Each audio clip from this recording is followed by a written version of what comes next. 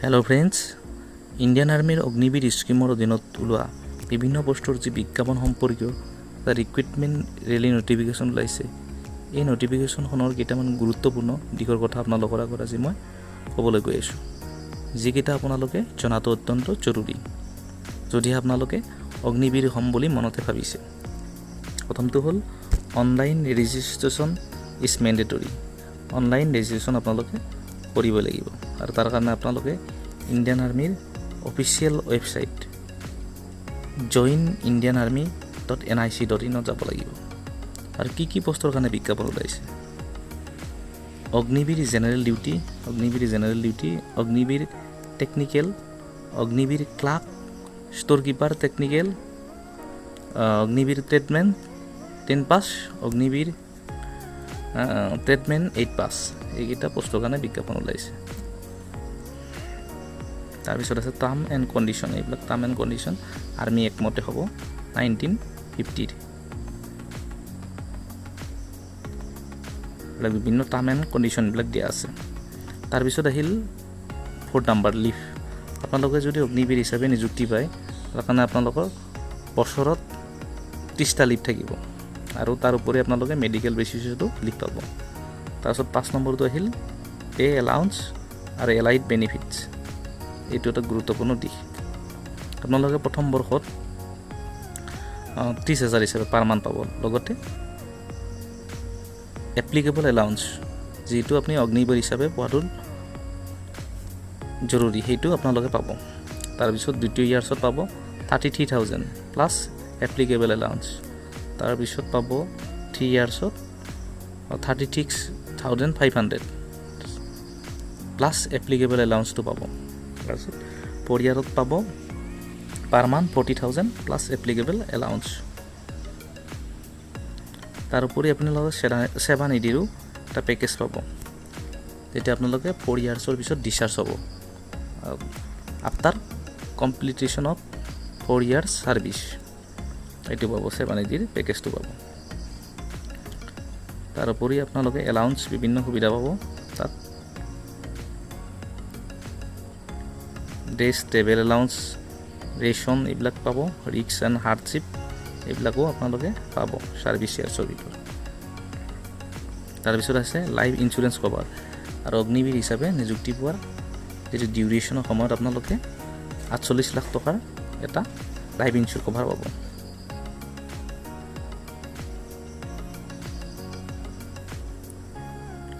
তাৰপিছত আহিল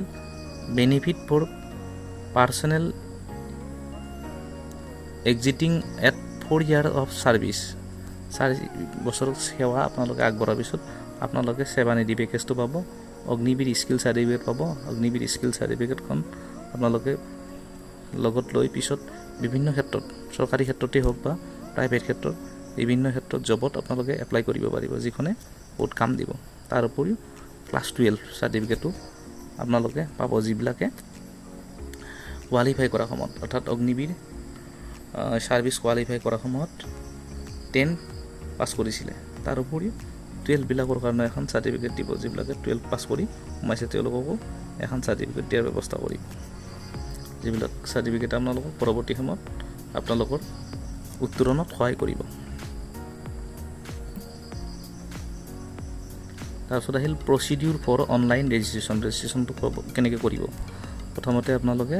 লগ ইন কৰিব লাগিব joinindianarmy.nic.in। তাৰপিছত তাত আছে এলিজিবিলিটি ষ্টেটাছ আছে, এইবিলাক আপোনালোকে তাত চাই ধুনীয়াকৈ সেইবিলাক চাই লৈ কিনে এপ্লাই কৰিব লাগিব। আৰু তাৰপিছত এটা ক্ৰিয়েট প্ৰফাইল বুলি প্ৰফাইল আহিব, আৰু তাত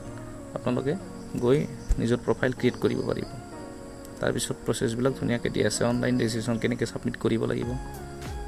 তাৰপিছত কেনেকৈ প্ৰিণ্ট আউট কৰিব লাগিব, এইবিলাক কথা ধুনীয়াকৈ ইয়াত দিয়া আছে। তাৰপিছত আহিল মেইন পইণ্টটো, অগ্নিবীৰ হ'বলৈ আপোনালোকক বিভিন্ন কেটেগৰীৰ কাৰণে কেনেকুৱা ধৰণৰ কোৱালিফিকেশ্যন লাগিব ইয়াত দিয়া আছে। প্ৰথমটো হ'ল এই Agniveer general duty all arms, তাৰ কাৰণে কোৱালিফিকেশ্যন লাগিব আপোনালোকক class 10 matric pass with 45% marks in aggregate, আৰু এগ্ৰিগেট মাৰ্ক লাগিব 45%। আৰু তাৰ উপৰি আপুনি প্ৰতিটো ছাবজেক্টত 33% পাবই লাগিব। ইয়াতে দিয়া আছে আৰু তাৰ ওপৰত আপোনাৰ বয়স হ'ব লাগিব 17.5 বছৰৰ পৰা 23 বছৰৰ ভিতৰত 23 বছৰৰ ভিতৰত হ'ব লাগিব তাৰপিছত এটা নোটছ দিয়া আছে candidate with valid light motor vehicle driving license will be given preference for driver equipment কাৰণে আপোনালোকৰ যদি আপোনালোকৰ motor vehicle light motor vehicle driving license আছে তেতিয়াহ'লে আপোনালোকে প্ৰিফাৰেন্স পাব তাৰ পিছত আহিল অগ্নিবীৰ টেকনিক্যাল অল আৰ্মছ বি তাৰ কাৰণে আপোনালোকক কোৱালিফিকেশ্যন লাগিব 10+2 intermediate exam pass in science with physics chemistry maths আৰু English with minimum 50% marks in aggregate and 40% in each subject আৰু 50% মাৰ্ক এগ্ৰিগেট হ'ব লাগিব তাৰ ওপৰে আপুনি প্ৰতিটো ছাবজেক্টত 40% মাৰ্ক পাবই লাগিব আৰু এইখিনি সায়েন্স পাছৰ কাৰণে এইটো পোষ্টটো টেকনিক্যাল পোষ্টটো তাৰপিছত 10+2 intermediate exam pass in science with physics chemistry maths English from any recognise state education board central board তাৰপিছত NIOSৰ পৰা পাছ কৰা হ'লে হ'ব তাৰোপৰি ITIৰ 1 year কোৰ্চ থাকিলে হ'ব এইবিলাকো ইয়াত এপ্লাই কৰিব পাৰিব তাৰোপৰি NSQFৰ লেভেলৰ 4th চাৰ্টিফিকেট থকা হ'লেও হ'ব এইটো হ'ব অগ্নিবীৰ টেকনিক্যাল অল আৰ্মছৰ কাৰণে এটি বিশেষকৈ সায়েন্স কেটেগৰীৰ কাৰণে আৰু তাৰ কাৰণে বয়সৰ ধৰি দিছে ইয়াত 17.5 পৰা 23 বছৰৰ ভিতৰত হ'ব লাগিব সকলো কাৰণে এইটো ধৰি দিছে 17.5 পৰা 23ৰ ভিতৰত তাৰপিছত আহিল Agniveer clerk storekeeper technical all arms ইয়াতে সকলো সায়েন্স কমাৰ্চ আৰ্টছ বুলি কথা নাই ইয়াত গোটেইবিলাকে এপ্লাই কৰিব পাৰিব ইণ্টাৰমিডিয়েট হ'লে হ'ল আৰু তাৰ উপৰি আপুনি 60% এগ্ৰিগেট পাব লাগিব 10+2 intermediate exam pass in any stream arts commerce science with 60% mark in aggregate and minimum 50% mark in each subject প্ৰত্যেকটো ছাবজেক্টতে আপুনি 50% নম্বৰ পাবই লাগিব তাৰোপৰি আপোনাৰ এগ্ৰিগেট মাৰ্ক হ'ব লাগিব 60% আৰু তাৰোপৰিও 50% marks in English maths book keeping এইবিলাক ছাবজেক্টত মেণ্ডেটৰী বুলি ধৰি দিছে বয়সটো একে দি আছে 17.5 পৰা 23ৰ ভিতৰত তাৰপিছত আহিল অগ্নিবীৰ টেটছমেন 10 পাছ অল আৰ্মছ আৰু এইটো কাৰণে আপোনাক কোৱালিফিকেশ্যন লাগিব ক্লাছ 10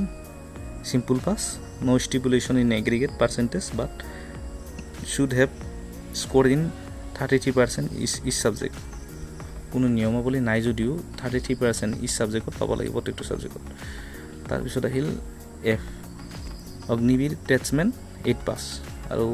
ইয়াৰ কাৰণে কোৱালিফিকেশ্যন লাগিব ক্লাছ 8 simple plus ইয়াতো নো ষ্টিপুলেশ্যন আছে কোনো নিয়মাৱলী নাই কিন্তু তথাপিও আপুনি পোৱাটো দৰকাৰ 33% প্ৰতিটো সাবজেক্টতে তাৰ উপৰি এটা দিয়া আছে এটা নোট দিয়া আছে the upper age limit has been relaxed from 21 years to 23 years as one time measure for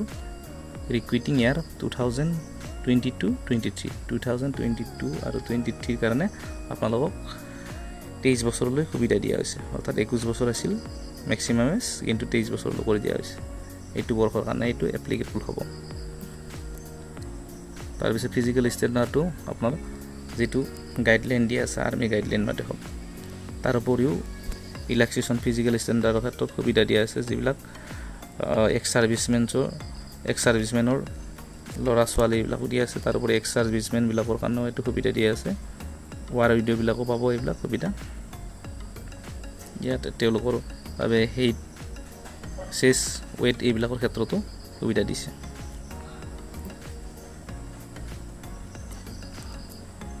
special physical ষ্টেণ্ডাৰ্ডটো S applicable মতে পাব তাৰ পিছত আহিল ক্যান্ডিডেট উইল বি টেস্টেড বিলো আৰু তলত দিয়া ধৰণে তাৰমানে ফিজিক্যাল ফিটনেছৰ টেষ্ট লোৱা হ'ব 1.6 কিলোমিটাৰ ৰান দৌৰিব দিব আৰু পুলচাপৰ ইয়াত দিয়া আছে বিমটো কিমান লাগিব তাৰপিছত 9 ফিট ডিটছ দিয়া আছে জিগজাক বেলেন্স এইবিলাক দিয়া আছে ইয়াত এইমতে আপোনালোকক কৰিব দিব ফিজিক্যাল ফিটনেছৰ সময়ত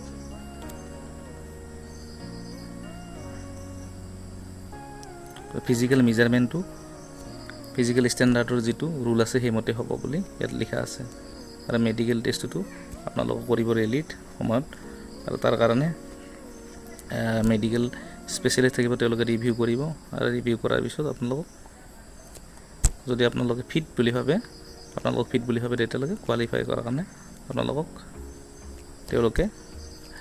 এলাউ কৰিব তাৰপিছত আহিল written test through common entrance examination CCE আপোনালোকৰ কাৰণে এটা এণ্ট্ৰেন্স এক্সাম পাতিব কমন এক্সাম এইটো ভেন্যুবিলাক আপোনালোকক যেতিয়া এডমিট ওলাব এডমিটৰ সময়ত ডেট টাইম গোটেইখিনি আপোনালোকক তাত জনাই দিব তাৰ উপৰি আপোনালোকে এডমিট কাৰ্ডত ক'ত ৰেলি হ'ব সেইটো আপোনালোকে গম পাব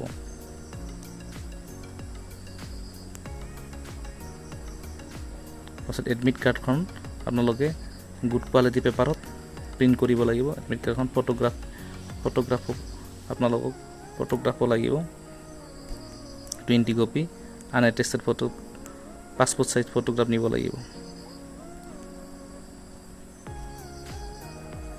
তাৰপিছত এডুকেশ্যনেল চাৰ্টিফিকেটবিলাক আপোনালোকৰ যি চাৰ্টিফিকেট আছে কোৱালিফিকেশ্যন চাৰ্টিফিকেট এডুকেশ্যনেল কোৱালিফিকেশ্যনৰ এইবিলাকো আপোনালোকে লগত নিব লাগিব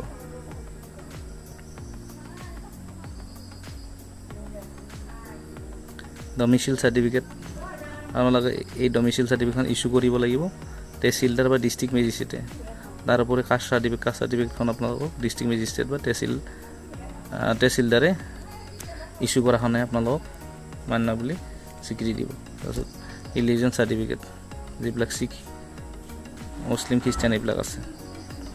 তাৰপিছত স্কুল কেৰেক্টাৰ সাৰ্টিফিকেটখন দিব এইখন দিব আপোনালোক college principal headmaster school authority দিব কেৰেক্টাৰ সাৰ্টিফিকেটখনো আপোনালোকক ভিলেজ চাৰপঞ্চ মিউনিচিপাল কৰ্পোৰেশ্যনে দিব আৰু সেইখন 6 মান্থৰ ভিতৰত হ'ব লাগিব আনমেৰিড সাৰ্টিফিকেটখনো ভিলেজ চাৰপঞ্চ বা মিউনিচিপাল কৰ্পোৰেশ্যনে দিব আৰু সেইখনো 6 মান্থৰ ভিতৰত হ'ব লাগিব ৰিলেশ্যনশ্বিপ সাৰ্টিফিকেটখনো আপোনালোকৰ কাৰণে গুৰুত্বপূৰ্ণ আৰু সেইখনো যদি যিবিলাক এক্স সাৰ্ভিসমেন আছে বা সাৰ্ভিসমেনৰ ল'ৰা আছে সাৰ্ভিসমেনৰ ছোৱালী আছে বা ৱাৰ উইডো আছে এইবিলাকে এইখন লৈ যাব লাগিব NCC সাৰ্টিফিকেটবিলাকো ইয়াত ক্ষেত্ৰত গুৰুত্বপূৰ্ণ গতিকে NCC সাৰ্টিফিকেটবিলাকো আপোনালোকে ইস্যুইং অথৰিটিৰ পৰা ধুনীয়াকৈ লৈ ল'ব স্পৰ্টছ সাৰ্টিফিকেট ক্ষেত্ৰতো আপোনালোকক ইস্যুইং অথৰিটিৰ পৰা ধুনীয়াকৈ ল'ব লাগিব আৰু ইয়াতে কিছুমান এফিডেভিটৰ কাৰণে ফৰ্ম দিয়া আছে বোনাছ সাৰ্টিফিকেটৰ কাৰণে ফৰ্ম দিয়া আছে ইয়াৰ তলত এইখিনি আপোনালোকে চাই ল'ব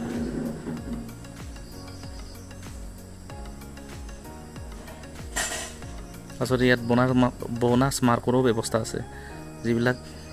এক্স সাৰ্ভিসমেনৰ ল'ৰা ছোৱালী বা ৱাৰ উইডো এইবিলাকৰ কাৰণে ইয়াত ধুনীয়া এটা সুবিধা প্ৰভাইড কৰিছে বোনাছ মাৰ্কৰ স্পৰ্টমেনবিলাকৰ কাৰণে বোনাছ মাৰ্কৰ সুবিধা আছে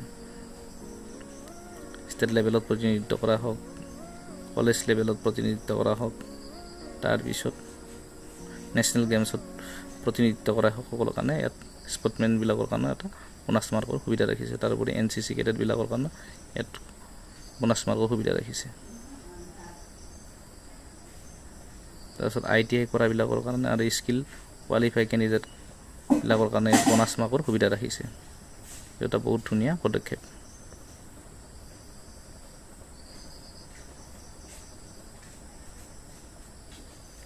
আৰু ইয়াতে কিছুমান স্পেচিয়েল ইনষ্ট্ৰাকশ্যনো দিয়া আছে সেইবিলাকো আপোনালোকে ধুনীয়াকৈ এই নটিফিকেশ্যনখন ডাউনলোড কৰি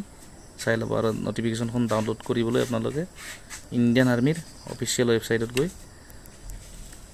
ডাউনলোড কৰি ল'ব পাৰিব আৰু ৱেবছাইটটো হ'ল www.joinindianarmy.nic.in